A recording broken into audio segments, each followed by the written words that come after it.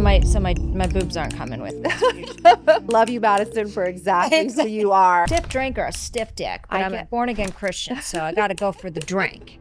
You know what I mean? Losing my my father so unexpectedly, so suddenly, was life-changing for me and my family. We live in a society in which we're irrationally focused on what's on the outside, right? That's why. Oh God, that's why we have billions of dollars in the aging industry. But your friends, your community are very important.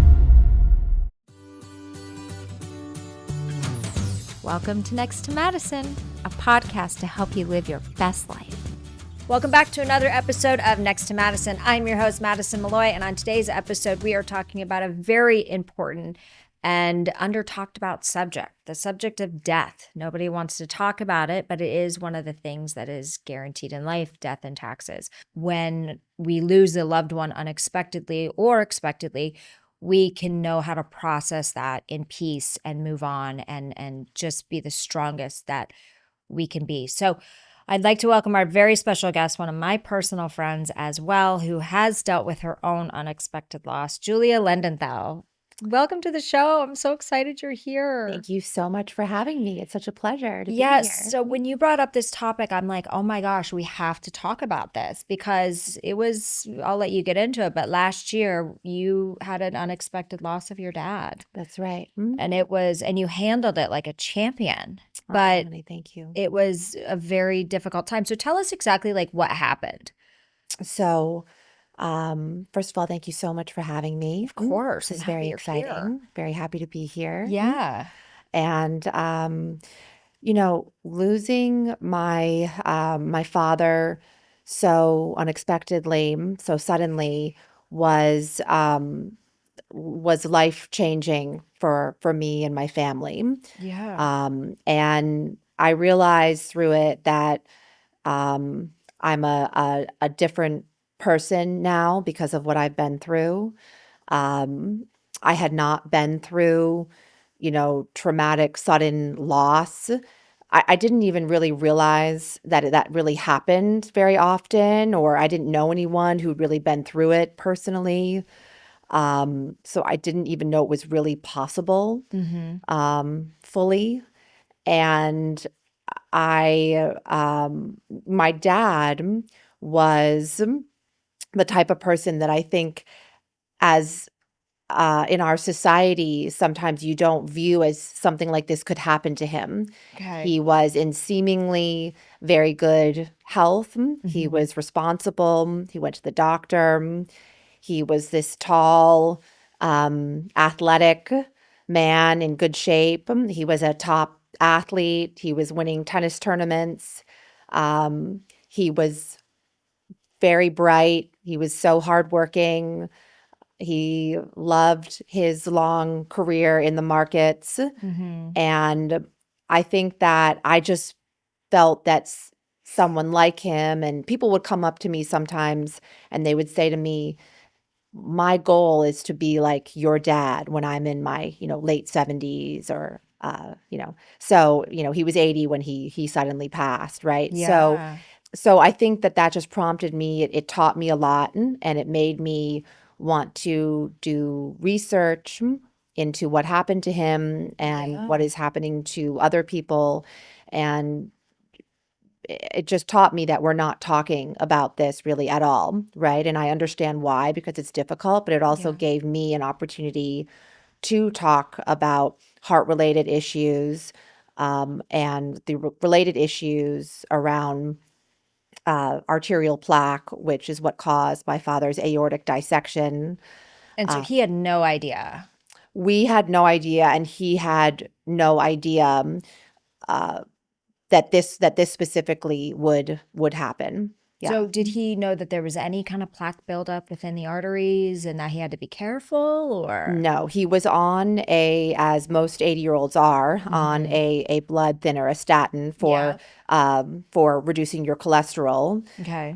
So we thought we had everything under control, and we didn't realize that this was even possible. He He had had a pacemaker put in a few years ago, but he had it put in, and then it was monitored, and he went to the doctor regularly, and we thought everything was fine.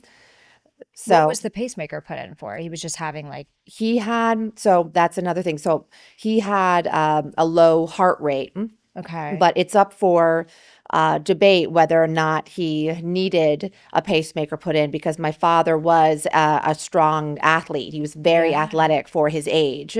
So my dad was played D1 basketball on a half scholarship at Santa Clara Wow. University when he was in college. Yeah. He had just, won in recent years, right, the men's doubles tournament at the, golf and tennis club where he liked to play. Yeah.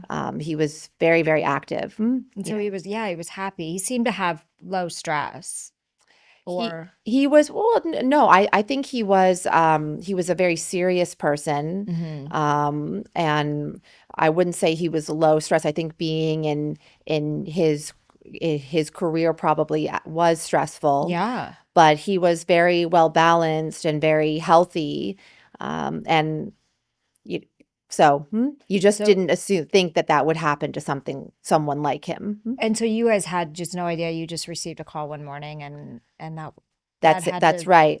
That's right. My mother, this was in Arizona. I was in New York, and it was in the middle of the night. And he, very sadly, he'd woken up in the middle of the night, and that was it. So so he just collapsed and he then that, collapsed on the floor, which is very common for people now that I'm learning, and I've learned from this, which is very common for people who have, a heart attack, sudden heart attack, or aortic dissection and aneurysm. It's called the silent sudden death. oh, And geez. I didn't even know that anything about aortic dissection or aneurysm and how life-threatening it is Yeah. before this happened. So, So you get that call and like you've never really had to deal with this. correct. Your friends, you've been very lucky. Your dad Correct. was healthy. Like how did you even process? Uh, so I talk about this in the memorial speech that we gave to my father. Two of my oldest friends came running over, and they physically helped pack me up. And I got on an airplane and flew to Arizona. Yeah. And it's no one, because in our society we don't like to talk about death. We're totally unprepared for it. I've Yeah. chosen that I want to talk about it because I want to use this as an opportunity to try to prepare other people so that when you're going through it, you're Yeah. like, I remember this. This is normal, because no one ever talked to me about it. So when you just feel totally cold and numb, I'd never felt that in my life until I learned that my father suddenly passed. Yeah. Your Oh. body goes numb in a way that you've never felt before. So that's totally normal. And no one ever talked to me about that. You are chemically imbalanced in a way that you don't think of death as something that would induce those feelings, because when you think of a chemical imbalance, you think of, well, you have to take something or, do Right. something but that's not true. What goes on in your body is unlike anything you've ever felt before. And again, because no one, I think in our society, a lot of people don't like to talk about this. It makes people uncomfortable. We're not prepared for it when it happens, right? Yeah. I want to use, what happened to my, precious father as an opportunity to prepare other people, to help them, to help other people who've been through this, who are going through this, and who will go through this, so Yeah. that when I you mean, we feel all that in your will. body, you're not alone. You're Yeah. very much a part of something extremely natural. And how long did that whole like feeling kind of last? Well, that initial feeling kind of subsided when once I left for the airport, my friends put me in a cab and I was off. And then I didn't cry when I was at the airport. It really comes and goes. You really are so up and down, in a way that you are just not used to. Yeah.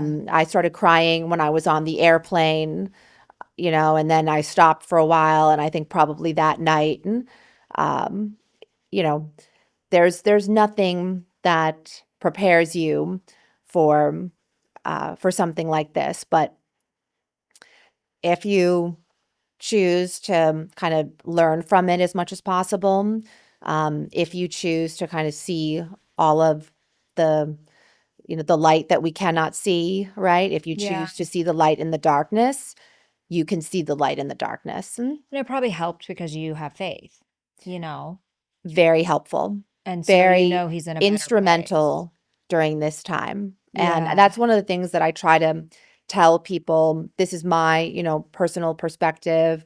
I wear a cross on my neck now. I started wearing that only after my father passed. Okay. You don't have to be an extremely religious person to have a relationship with God. Yeah. For me, and it's just my personal opinion, it was just very helpful to have a relationship with God through this, because I view my father as his soul as having risen, and his Yeah. memory is with us, and I can take his memory forward and memorialize him. And with this, I mean, I learned a lot from this, right? I Yeah. because of what happened to my father, I learned that there is no cure currently for removing arterial plaque. And heart-related issues are the number one cause of death in the United States. Yeah. 20 to 25% of deaths in the United States are because of cardiovascular heart-related issues.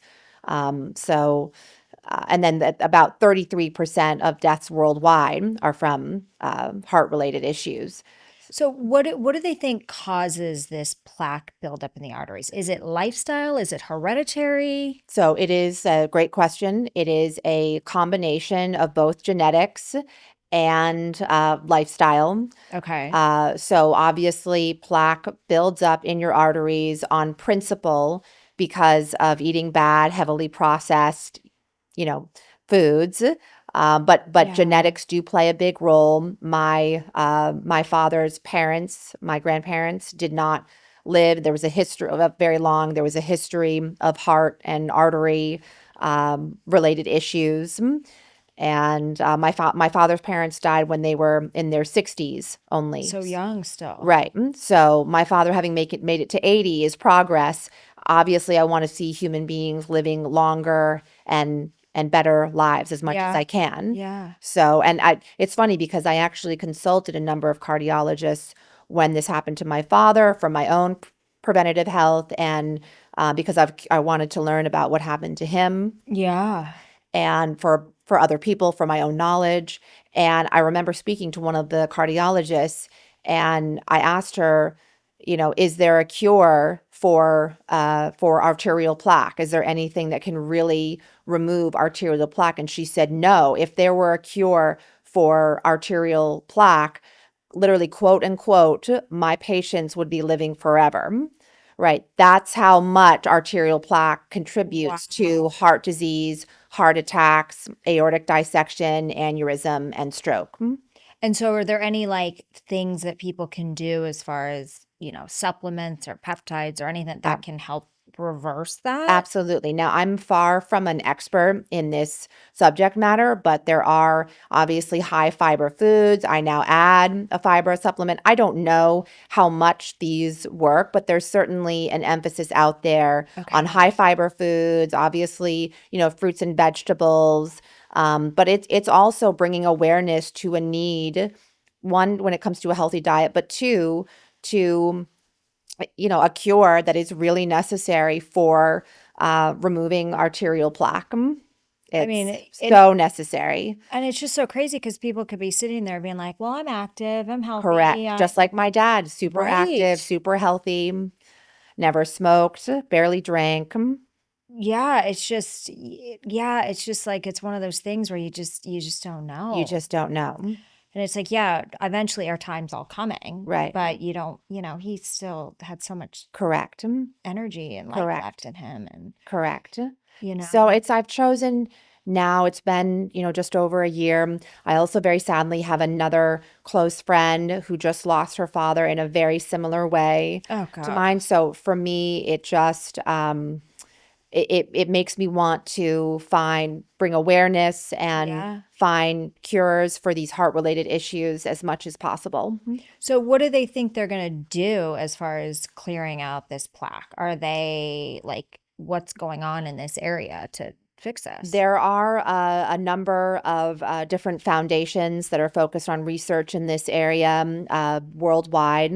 Okay. So there are, early clinical trials. They're certainly making an effort. But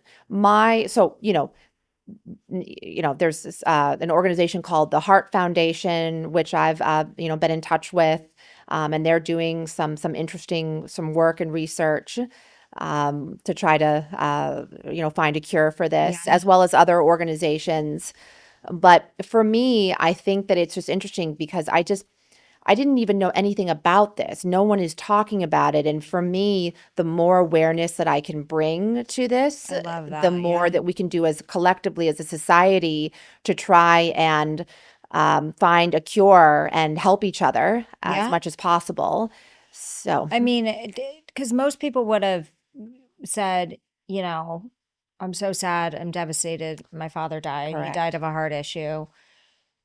No, you never get over it, but you do the best to move on with your life, and that's kind of it. Sure. But what created this drive and this passion to say, I'm getting to the bottom of this? So was there obviously an autopsy done, which is how you know? Okay. Yes. So that was one of the difficult things, but I'm very grateful.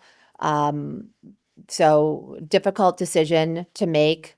But I think my mother and I are very happy. I had a good feeling that we would figure out what on earth happened to Dad, what killed him if we did an autopsy. And for me, I felt that that if we did an autopsy and we couldn't figure out what killed him ultimately, I would be able to sleep at night knowing that we tried, that we did everything possible to try, and I could even share that knowledge with people. So that's what we did. That's what figured out. It was very clear right away to the pathologist that he died of aortic dissection right by his heart.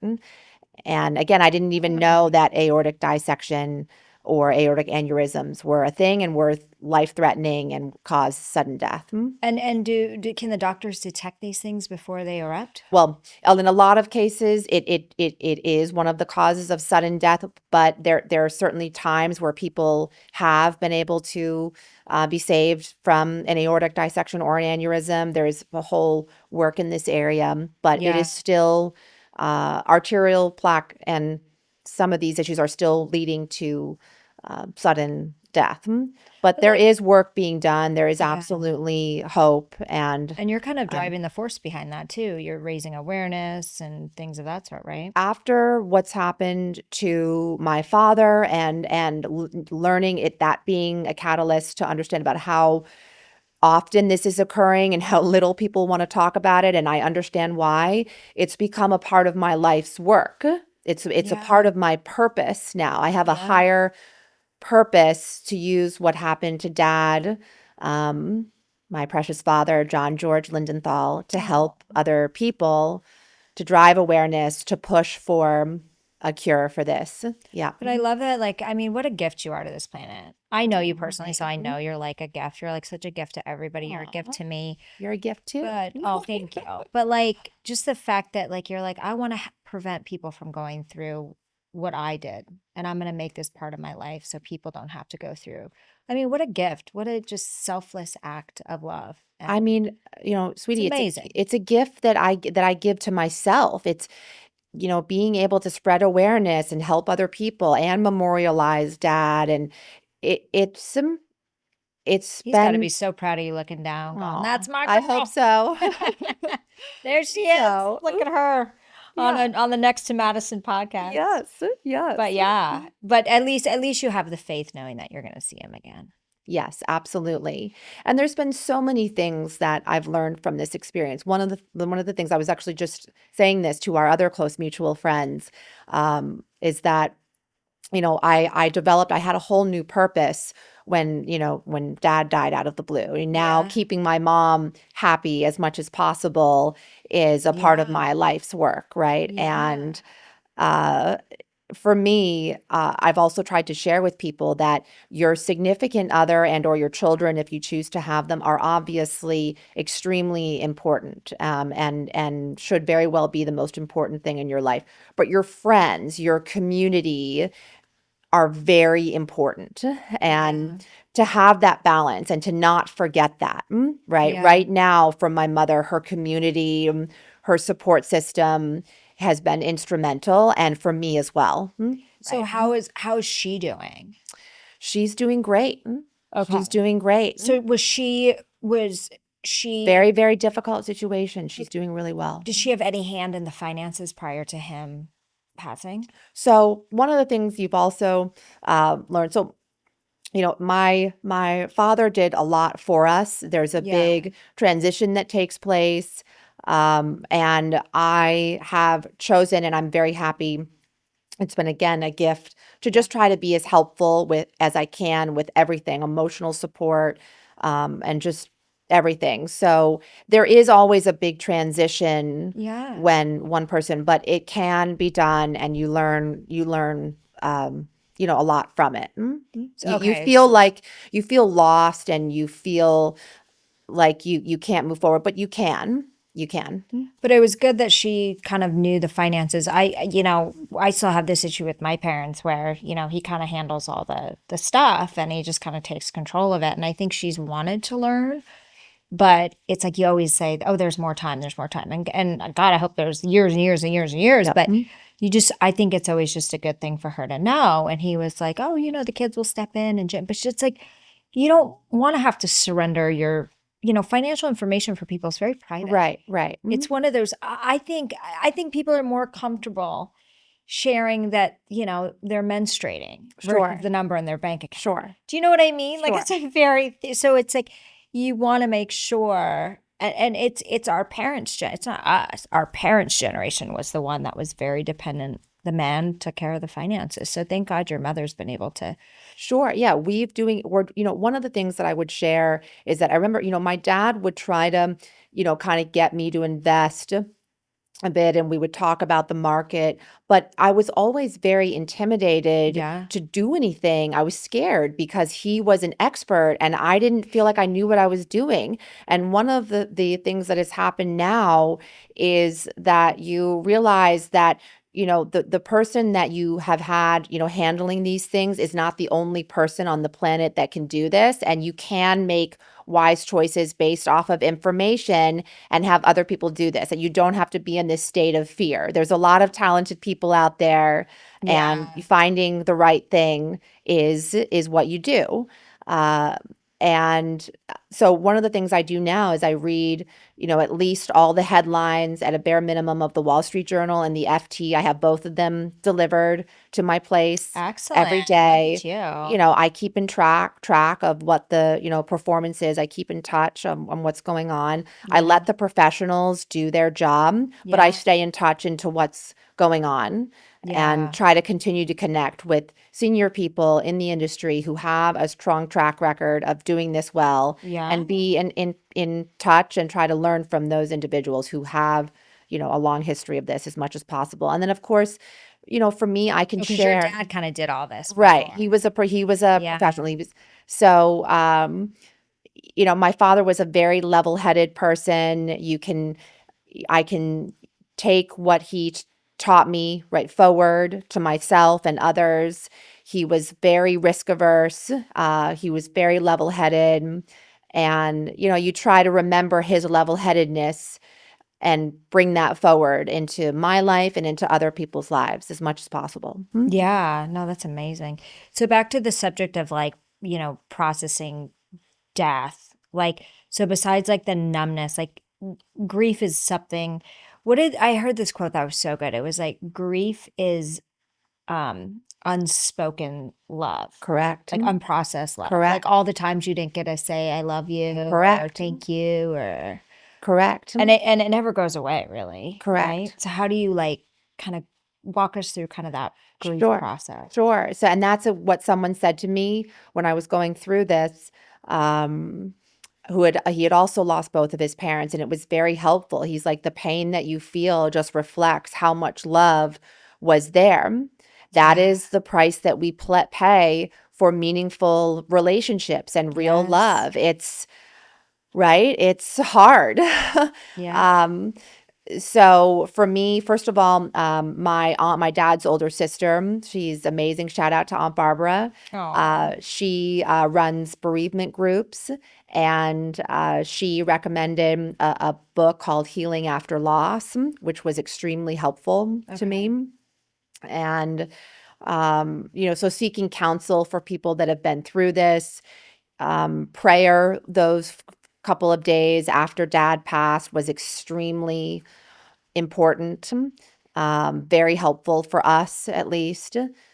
And yeah, some of those things were just it's a very difficult time when this happens to anyone in the situation, especially for us who are, when it happens out of the blue. You're just totally unprepared. You're never prepared for it. But You're just, yeah. And it's just so crazy because, we've talked, about near death experience videos. I've talked about them on this, and everyone basically describes it as like the vacation you never want to come back from, and it's amazing. And your dad's up there with her, with he's home, sure, with his sure. I would, with his father. yeah, absolutely. And I would say, one of the things that I try to share with people is that we live in a society in which we're irrationally focused on what's on the outside, right? That's why. Oh God, that's why we have billions of dollars in the aging industry, or in Right, the right, cosmetics industry, I should right, say. right. Well, first of all, what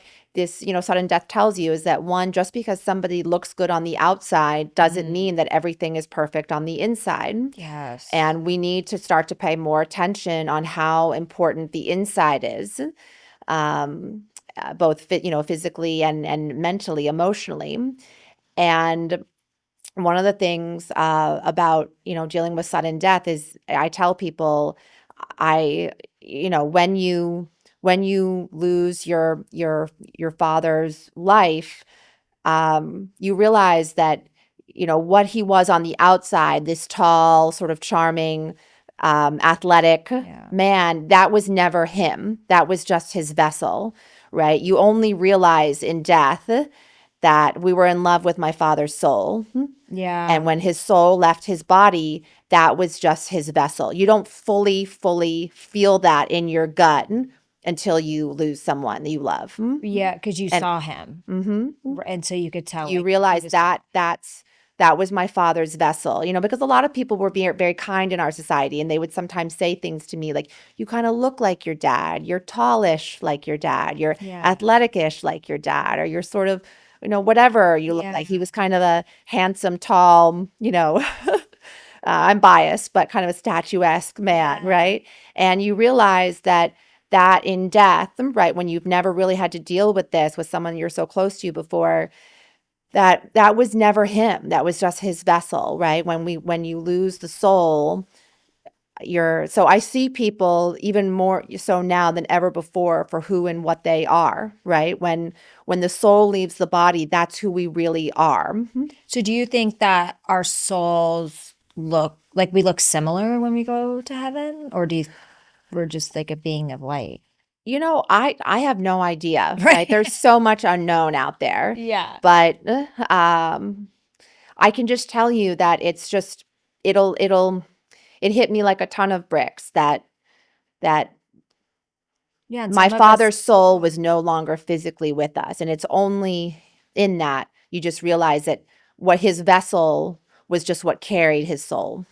But I love the way that you described that. I got like chills, because it's true. Because it's true. And it's not something I ever thought about before I went through this. And now I see people so much more for who we all are, which is our souls, which is who we are on the inside. Which is a blessing in disguise, because I feel like in society, and the way that like we've been brainwashed and bombarded. Correct.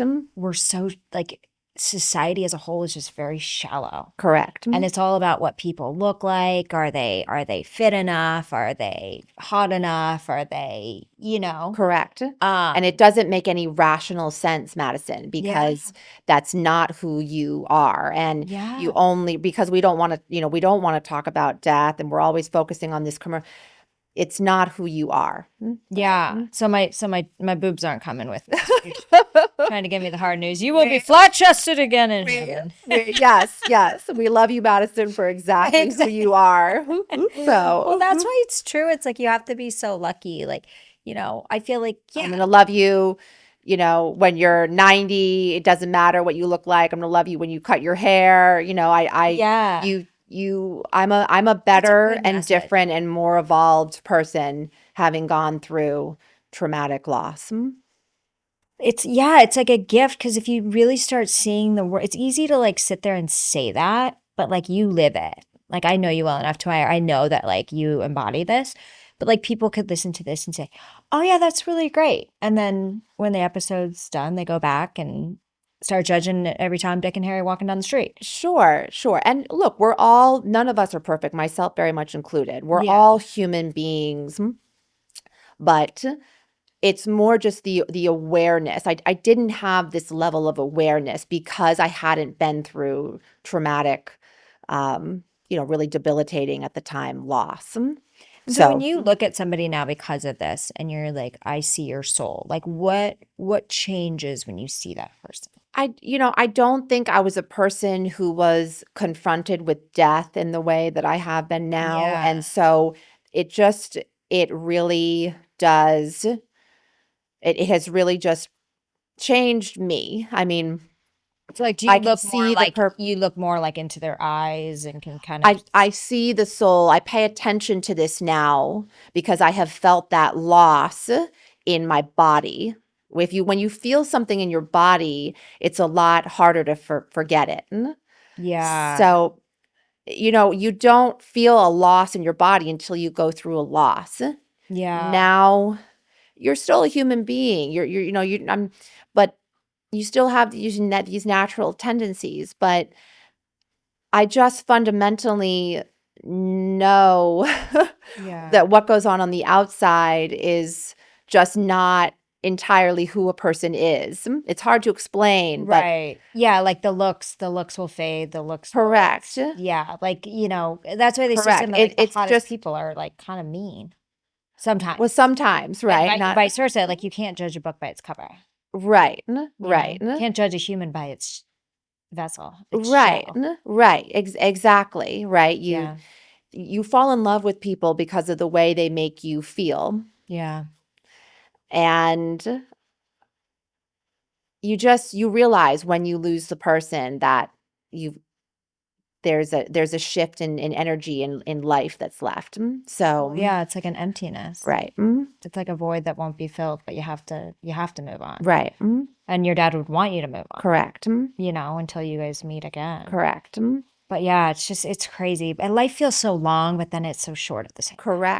Correct. That's right. That's yes. Because you're probably sitting here going, oh my gosh, like it's going to be hopefully a very long time before you see your dad again. But it's also going to go by in the blink of an eye. Correct. And we can look back know when our time is. And they always say that like our date of death is predetermined when we come down here. I don't know how much. I think there's some things that factor into that.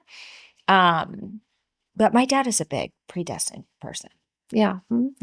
Yeah. I will say also from this, I mean, kind of related to that I am a different person now. I think that before going through this, I was a person who kind of was living life as if we had more time, right? And now because of what's happened to my dad, I realized that there is no guarantee for tomorrow. And that has actually made me a happier person. I'm living my life in a different way. Oh, wow. Yeah. I realized that, no matter what, right, I'll keep the family together. No matter what, goes on, I will be able to kind of forgive and not perseverate on things. And, I just realized so much of what I don't want to have regrets. It's one of the things that happened when my dad passed. A lot of my friends actually changed their perspective in their own lives because thankfully, we haven't had that many close friends in some of our friend groups that have been through this yet. And so a lot of them, if they were holding on to anger for a family member, because of something that have happened, I will say, look, when they go, it's so much worse. And you will regret every moment that you didn't just love and accept them exactly the way that they are. And so I've been able to pass that on, Wow. right? What a So, gift too. yeah. Then so a lot of my friends have changed their dynamics. And I'm like, we can't change other people. We can't change the situation. We can change the way that we handle it. And what no one ever said to me, and I don't think people say that often to each other, is the regret that you have when you don't just accept someone exactly the way they are. It's so much better. You'll be so much happier if you're able to. It's hard to do, And but also it's letting go something of that we control correct. in your own life too. It's like we try to control everything in our Correct. heads too, and Correct. control And we can't control people. everything. We can't control other people. Yeah, no, but that's so well said. I think it's that life altering moment. And unfortunately, you were the one that directly had to go through it. But you've taught other people so much of just letting things go. Trying And to. it's amazing though. It's like, we've all had our own family issues. I had mine, that are, I won't talk about on air, but you Yeah. knew about it. And it was so hard. It was just like that time you never get back. Correct. And thank Correct. God everything's resolved now, but it's just, it's like what are we holding on to? I know. And this stubbornness of I know. people needing to be right or be that. It's like, you know what? If somebody, like for me, it's like you can tell me whatever you want. You can tell me to be whatever. Like I don't care. Like there's a bigger purpose. Like I just, it's just Right. life is too short. But Right. then I get really freaking stressed about other things. Sure. Sure. Like if Human work nature. things or like feels like time's wasting or this isn't working, it's like I'll get all bent out of shape and I'm like, so it's just, it's just give or take. I'm like, God, I need to meditate. I need a get it. stiff drink. I get it. A stiff drink or a stiff dick. But I'm a born again Christian, so I got to go for the drink. You know what I mean? I get it. I mean, I always joke, now right after this sudden loss of my father, my mom could literally do the worst thing on the planet to me. And I would be like, you know what? It's been a bad day. Don't worry about it. Keep it moving. Everything's fine. I'm like the most forgiving and the most accepting that I've ever been because I just know how much worse it is when you no longer have. It's easy to take people for granted. What a great message. And you regret it when you do that's why it's also because people don't like to talk about this, and I understand why it's hard. I've just chosen to try and make this easier for other people as much as I can after what we went through. No, there's always all the light we cannot see if we choose to see it. Yeah, it's kind of like the silver linings type thing, right? That's like the whole but it is such a tough time, and it's we're lucky if we get to go through it in a way, Correct. because that means you live long enough. Correct. The worst is when the parents have to bury the kid. Correct. Yeah. Look, but that's another thing that you think about, that when you're in this deep-seated loss and when you slowly kind of come out of it a bit, you realize that it's all about your perspective and that there are worse things that can happen, and it makes you rethink your loss. It's easy in these moments to feel sorry for yourself and to be very angry. That's totally natural. To be very upset. We were very, very upset when this happened. Yeah, and rightfully so. It's when you come out of that and you start to recognize that other people have gone through some very, very difficult things. It helps make you take everything into consideration and into perspective. Yeah, but you still got to obviously take care of your own stuff too. Sure. Gosh, my mom used to say it to me when I would complain or be sad about something. People have it much worse, and it's like, yes, they do. However, I'm going through this dramatic thing right now, Again, and it takes time to get to that point where you can realize these things, time and various experiences. Yeah. So how do you feel now? Do you feel like, to me, I look at you, and after this like in-depth conversation about this topic, it's like you're like a warrior, and like such a voice of reason and wisdom and just so much perspective on it, Sure. I think that it's easy to see it that way. But, again, I try to remind people that the truth is that I was in a very, very bad place for quite some time after this happened. And it takes real time to mourn. People, need Yeah. to know that it really takes time. That's the only, that time, some prayer, whether or not you're a religious person, you can always pray, reading, bereavement groups, support from Yeah. other people who've been through this, and support from people in general, Right. and time. It's there's nothing, and again, no one spoke with me about this before. There's nothing like this gut-wrenching feeling of just destabilizing loss. There's nothing like it. And again, my reason for wanting to talk about this is because I didn't even know that Yeah.